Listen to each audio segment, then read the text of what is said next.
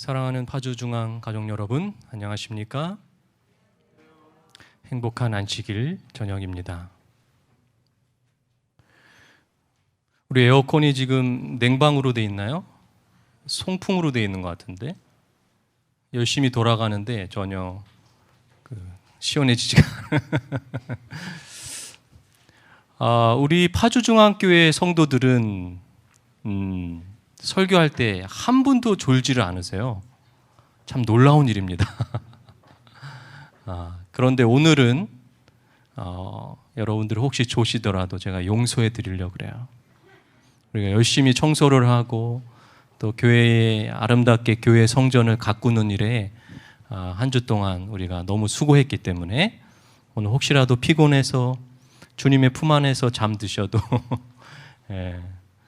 쉼을 얻으셔도 좋겠습니다. 오늘도 저는 하나님의 은혜로 이 거룩한 단에 섰습니다. 저의 인간의 말이 아닌 하나님의 말씀이 선포되어지기를 간절히 기도합니다. 성경의 맥잡기 23번째 시간입니다. 오늘 저는 신의 산 언약이라는 제목으로 하나님께서 주시는 하늘의 귀한 은혜들을 나누고자 합니다. 우리는 성경의 중요한 부분들을 언약의 관점으로 보는 설교를 나누고 있는데요. 지난 시간까지 창세기에 나오는 중요한 부분들을 언약의 관점으로 나누었습니다. 오늘부터는 출애굽기로 한번 가보도록 하겠습니다. 출애굽기 34장 28절의 말씀인데요. 모세가 여호와와 함께 40일 40야를 거기 있으면서 떡도 먹지 아니하였고 물도 마시지 아니하였으며 여호와께서는 언약의 말씀 곧 십계명을 그 판들에 기록하셨더라. 여기 성경은요, 십계명을 언약의 말씀이라고 강조하고 있습니다. 십계명은 언약 문서입니다. 하나님이 친히 손으로 친필로 기록하신 유일한 언약 문서입니다. 따라서 십계명은 하나님과 이스라엘 사이의 언약의 관계를 증명하는 증명서가 되는 거예요.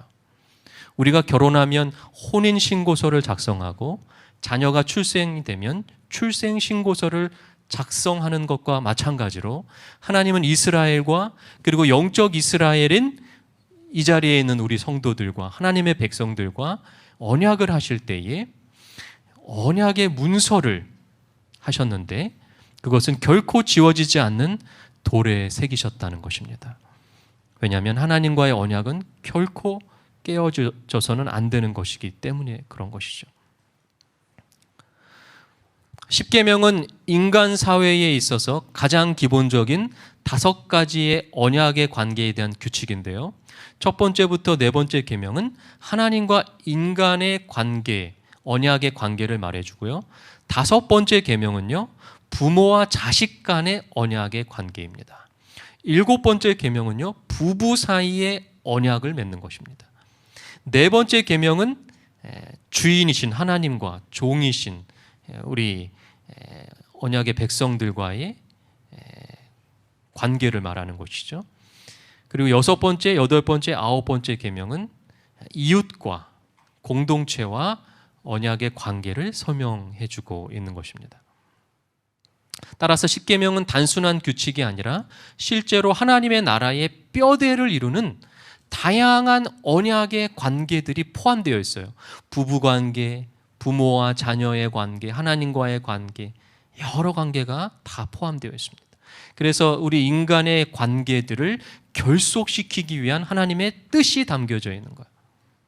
십계명을 우리가 순종하면 순종할수록 개인과 가족 관계 그리고 이웃과의 관계, 나아가서 국가적으로도 더 깊은 결속을 맺게 하는 놀라운 언약이에요. 우리가 그것을 잘 지키지 않기 때문에 그런 것이죠. 자, 우리가 어떠한 거래를 할 때에 계약서를 작성합니다. 계약서를 몇 장 쓰나요? 우리 수석 장로님, 우리 자동차 계약하실 때 몇 장을 쓰시나요? 3장 씁니까, 요즘에는? 자동차는 특별해서 3장을 쓰고요. 보통은 이제 2장을 쓰죠. 마찬가지로 십계명도요, 언약 문서이고 계약서입니다. 그럼 몇 장을 써야 됩니까? 2장을 써야 됩니다. 그런데 고대에는 종이가 아주 귀했기 때문에 주로 돌판 위에 계약서를 작성했어요. 십계명도 2 돌판 위에 기록을 했는데, 흔히 우리가 지금 그림에서 보는 것처럼 십계명은 왼쪽 돌판 위에는 첫째 계명부터 넷째 계명, 그리고 오른쪽 돌판 위에는 5번째부터 10번째 계명이 기록되어 있습니다. 그런데 왜 이것이 하나님은 하나의 돌비에다가 기록하지 않고 2 돌비에다가 기록했을까요? 출애굽기 32장 15절에 놀라운 구절이 있습니다. 모세가 돌이켜 산에서 내려오는데 증거의 2 판이 그 손에 있고 그 판의 양면 이편 저편에 글자가 있으니. 저는 언약을 배우기 전에는 이 구절이 도무지 이해가 안 됐습니다.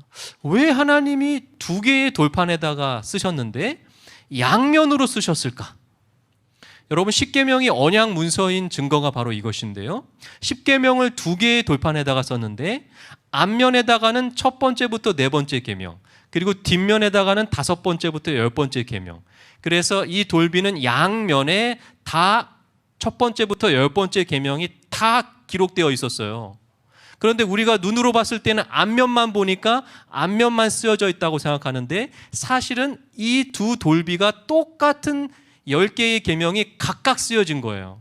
왜 그럴까요? 계약서이기 때문에 그런 거예요. 하나님과 이스라엘 백성의 계약서이기 때문에 하나님 편의 계약서가 필요했고, 이스라엘 백성의 계약서가 필요한, 똑같은 10가지의 계명이 똑같이 기록되어 있었어요. 그러나 하나님은 언약의 문서가 없이도 언약에 신실하신 분이시기 때문에 2 돌비 모두 모세가 가지고 내려갔습니다. 31장 16절입니다. 이같이 이스라엘 자손이 안식일을 지켜서 그것으로 대대로 영원한 언약을 삼을 것이니. 오늘 십계명 가운데 우리는 특별히 4번째 계명을 주목해야 합니다. 왜냐하면 중요하기 때문이죠. 언약주의신 하나님뿐만 아니라 아내와 아들, 딸, 종, 심지어 이 손님까지 모든 관계를 포함하고 있는 것이 4번째 계명이에요. 이 4번째 계명은 가족만 지키는 것도 아니고요, 그리고 주인하고 종만 지키는 것도 아니고요, 이웃하고만 지키는 것도 아니고요, 그 모든 관계를 포함하는 게 4번째 안식일 계명이에요. 그만큼 중요한 것입니다. 그러나 오늘날 기독교는 구약의 율법이 폐했다라고 주장하면서 이 십계명의 4번째 계명은 이스라엘 백성에게 주어진 법이기 때문에 우리가 지킬 필요가 없다라고 주장합니다. 그러나 그것은 언약을 모르는 너무나도 안타까운 일이에요. 언약의 관점에서 보면 이 4번째 계명은 너무나도 중요합니다. 왜 그럴까요? 자, 여기 단어에서 보세요. 영원한 언약이라고 말했습니다. 그리고 다른 성경절에 보면 이 안식일은 표징이라고 말했습니다. 표징이라고 하는 말은 영어로 사인인데요. 사인이죠. 계약서에 여러분 우리가 무엇을 합니까? 사인을 합니다. 그리고 도장을 찍습니다. 그러므로 이 안식일 계명은 사인이고 도장인 거예요. 사인이 없는 계약서는 아무런 의미가 없습니다. 도장이 찍혀져 있지 않은 계약서는 아무런 효과를 발휘하지 못하는 것이죠. 계약서를 다 쓴 다음에 마지막에 하는 것은 반드시 도장을 찍는 것입니다. 도장을 찍지 않으면 아무런 효력이 없어요. 그런데 놀라운 것은 이 십계명 돌비의 중앙에 안식일 계명이 위치해 있는데, 왜냐하면 그 당시에 이 그림에서 보시는 것처럼 그 당시에 돌비의 계약서를 작성할 때에 우리는 마지막에 도장을 찍지만 그들은 중앙에다가 도장을 찍는 것이 문화였습니다. 마찬가지로 안식일 계명이 중앙에 위치해 있는 것은 안식일 계명 자체가 표징이요 도장이 되는 거예요. 그 도장에는 3가지의 중요한 요소가 포함되어야 되는데요. 그 사람의 신분, 이름, 그리고 그 사람의 범위, 이런 것들이 다 포함되어 있어요. 하나님께서는 십계명을 다 기록하시고 별도로 도장을 찍으시는 대신에 계명 자체에 도장을 찍어 두셨어요. 16절 17절입니다. 이같이 이스라엘 자손이 안식일을 지켜서 그것으로 대대로 영원한 언약을 삼을 것이니 이는 나와 이스라엘 자손 사이에 영원한 표징이며, 표징, 이게 사인이에요. 도장이란 말이에요. 나 여호와가 엿새 동안에 천지를 창조하고 일곱째 날에 일을 마치고 쉬었음이니라. 그러므로 시내산 언약의 핵심이며 십계명의 핵심은 안식일이에요. 그래서 하나님은 안식일을 영원한 표징이라고 표현했어요. 사인입니다. 도장입니다. 도장이 없으면 주인도 은행에 가서 돈을 찾을 수 없어요. 그만큼 중요한 게 도장이에요. 여기 안식일 계명을 자세히 보면 여호와라고 하는 하나님의 이름이 나옵니다. 그리고 하늘과 땅과 바다를 만드신 분이라고 하는 창조주라고 하는 직분이 나와요. 직위가 나와요. 그리고 하늘과 땅과 바다 영토가 나옵니다. 그러므로 이 안식일 계명 자체가 하나님의 인이요 하나님의 도장이 되는 너무나도 중요한 계명인 거예요. 그 당시에 도장에는 반드시 그 사람의 이름과 직위와 영토가 포함되어 있었어요. 그런데 여러분, 하나님이 왜 언약의 도장, 십계명의 도장을 이 안식일이라고 하는 7번째 날이라고 하는 시간 속에 두셨을까요? 시간은 공평하고 평등하기 때문에 그래요. 그러므로 시간이 존재하는 한 이 안식일은 영원한 안식일이 될 수 있는 것입니다. 이스라엘 백성을 대표하는 모세가 언약을 체결하고 문서를 작성하고 도장까지 찍었어요. 그런데 문제가 발생하기 시작합니다. 사단이 그 도장을 바꾸어 버렸어요. 주일이라고 하는 이름으로 일요일이 그 도장이 되어버린 거예요. 십계명에 있지도 않은 부활을 기념하는 날로 변경시켜 버린 것입니다.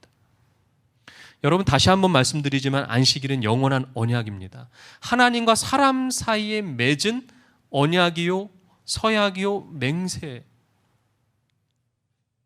그런데 그 도장을 바꿀 수 있겠습니까? 여러분, 인간 간의 계약도 도장은 절대 바꾸면 안 됩니다.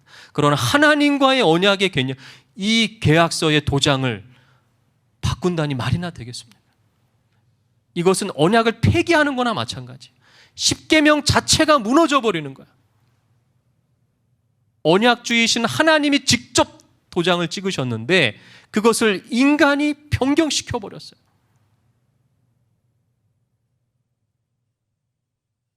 여러분, 언약을 제가 가르쳐 드렸을 때에 언약 속에 있는 조항이나 언약의 약속을 변경할 수 있다고 제가 말씀드렸습니까? 결코 변경할 수 없다고 말씀드립니다. 헤로도투스라고 하는 역사가는 이렇게 말했습니다.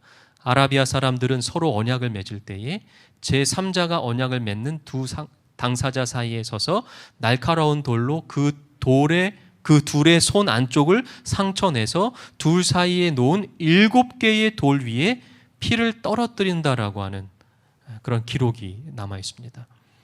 여러분, 히브리어, 이 구약 성경이 쓰여져 있는 이 히브리어로 맹세라고 하는 이 단어는요 7번 반복해서 말한다는 뜻이에요.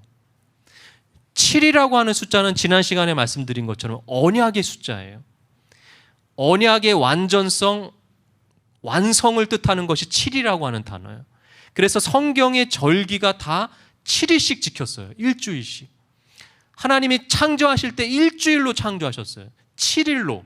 안식년은요 7년이고요. 희년도 7년씩 77이 49, 49년. 그 다음에는 50년이 희년이에요. 7이라고 하는 숫자와 관련이 있어요. 왜냐하면 7은 언약의 숫자이기 때문에 그래요. 이렇게 7이라고 하는 숫자가 언약과 관련된 이유는 창조의 기념일인 제7일 안식일이 언약의 표징이고 도장이기 때문에 그런 거예요. 그러므로 우리가 그냥 일주일 중에 아무 날이나 하루 편한 대로 우리 마음대로 정하면 되는 것이 아니에요. 절대 아니에요. 언약의 관점으로 봤을 때에 이 안식일이라고 하는 7번째 날이 너무나도 깊은 의미를 가지고 있어요. 그래서 요한계시록에도 신약 성경에도 7이 계속 나옵니다. 7교회, 7촛대, 7인, 7나팔, 7재앙, 7영, 7별, 7불, 7천사 계속 나오죠. 이것을 언약의 관점으로 보지 않으면 이해가 되지 않아. 성경에 왜 이토록 7이라고 하는 숫자가 많이 나오는가? 기억장치요, 기억장. 하나님과의 언약을 기억하라는 거예요. 잊지 말아달라는 거예요. 그런데 문제가 발생했습니다. 출애굽기 32장 5절이에요.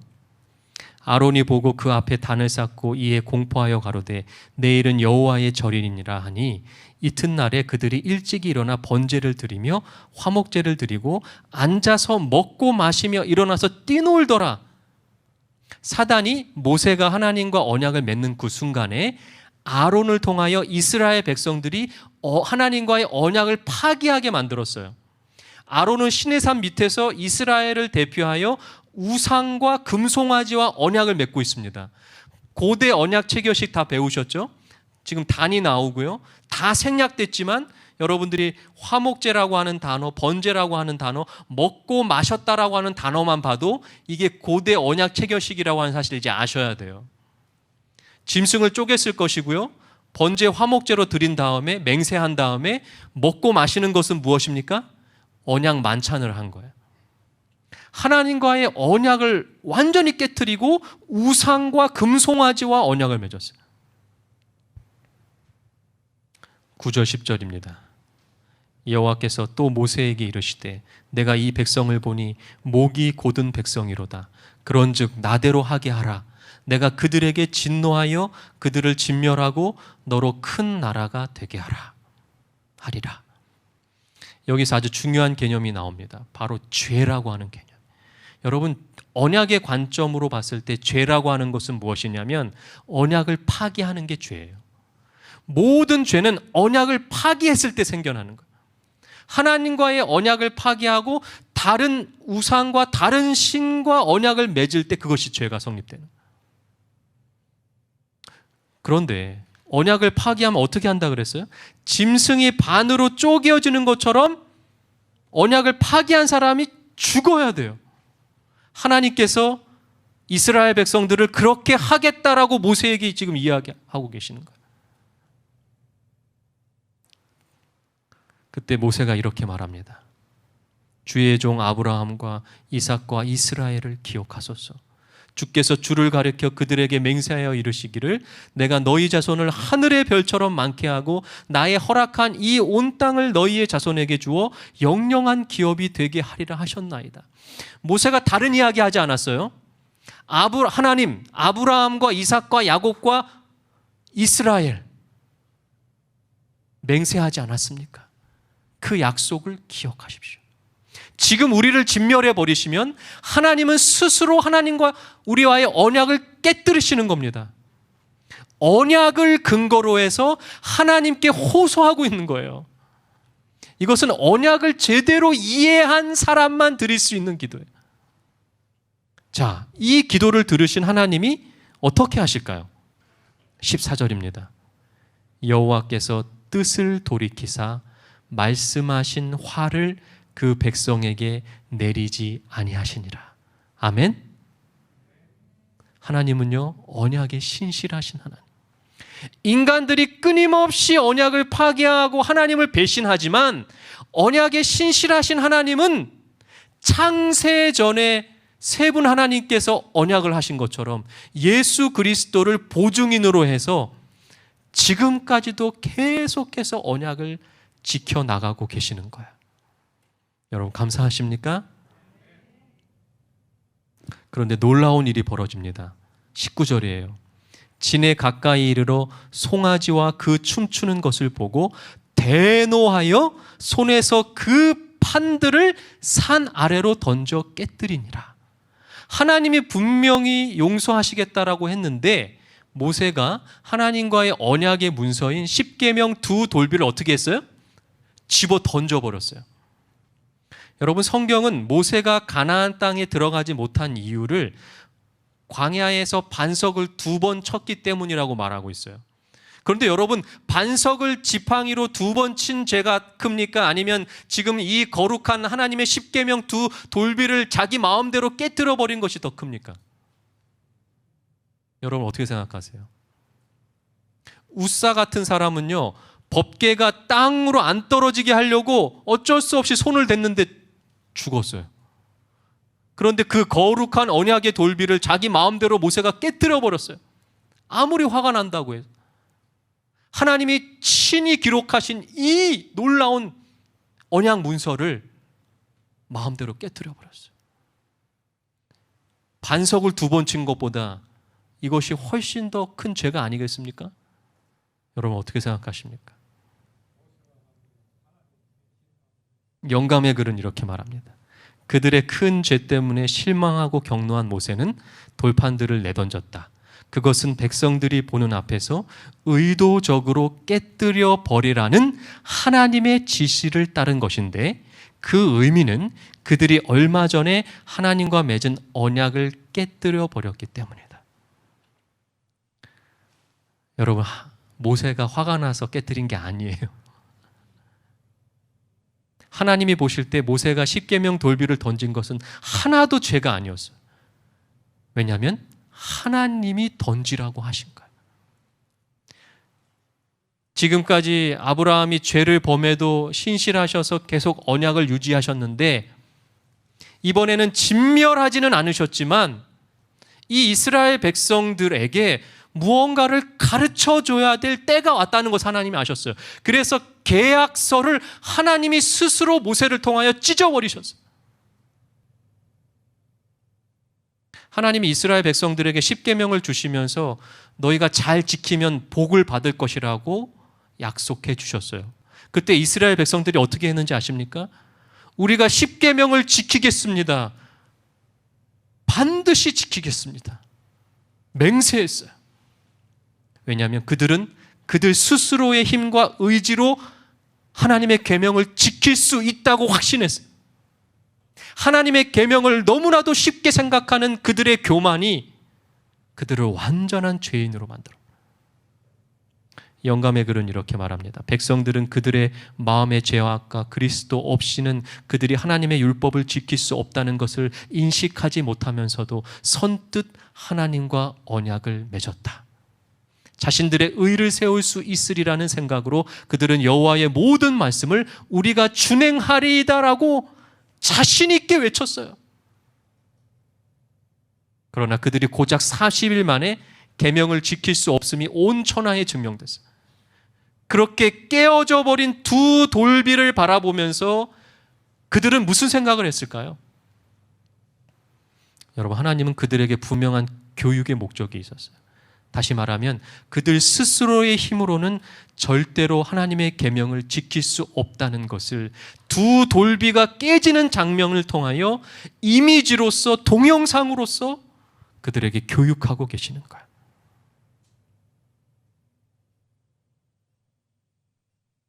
불과 몇 주일이 지나지 않아 그들이 하나님과 세운 언약을 깨뜨리고 새긴 우상에 엎드려 경배하였다.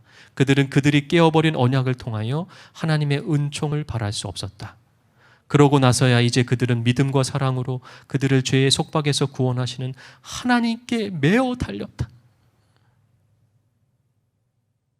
여러분, 기독교의 핵심은 인간의 죄된 본성으로는 스스로 율법을 계명을 지키지 못하지만 언약의 보증인이 되신 예수 그리스도를 바라보고 예수님이 맺어주신 그 창세전의 언약, 그리고 십자가 이후에 보내주신 성령 하나님을 통해서 우리가 변화되고 율법을 지킬 수 있는 능력을 주신다는 것을 믿는 거예요.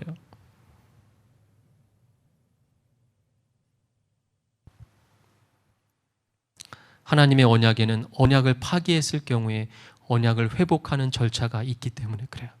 그것이 바로 십자가예요. 예수 그리스도가 대신 보증인이 되시는 거예요. 그러므로 우리가 스스로 구원을 얻으려고 하면 실패할 수밖에 없는 거예요. 26절입니다. 이에 모세가 진문에 서서 가로되 누구든지 여호와의 편에 있는 자는 내게로 나아오라 하매 레위 자손이 다 모여 그에게 오는지라. 모세가 이스라엘 백성들을 다 모아놓은 다음에 금 송아지를 중심으로 해서 좌우로 갈라서게 했어요.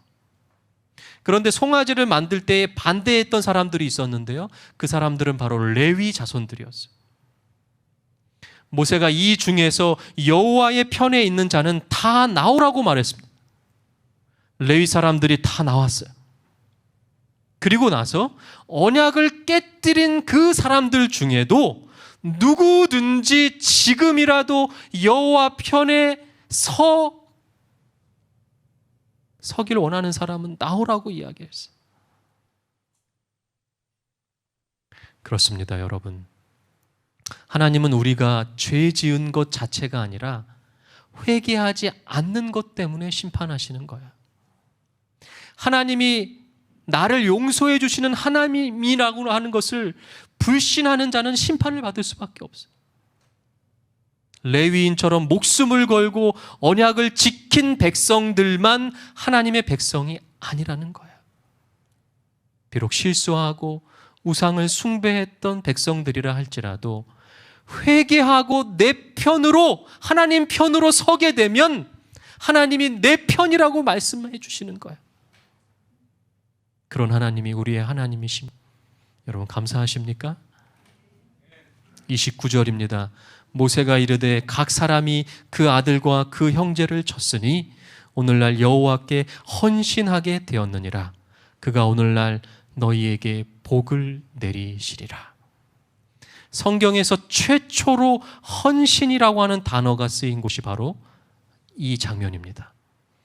여러분, 헌신은 무엇입니까?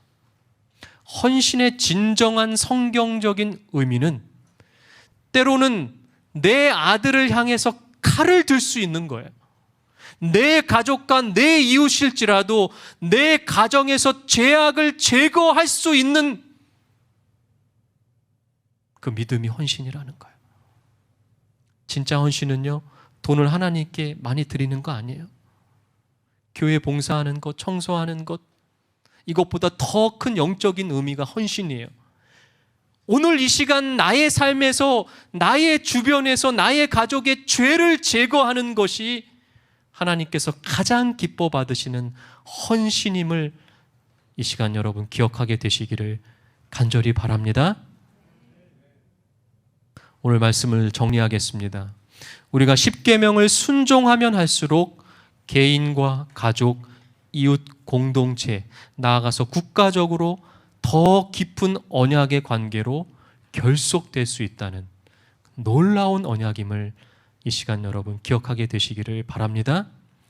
하나님이 언약의 도장을 시간 속에 걸어두신 것은 시간이 공평하고 평등한 것이기 때문에 그래요.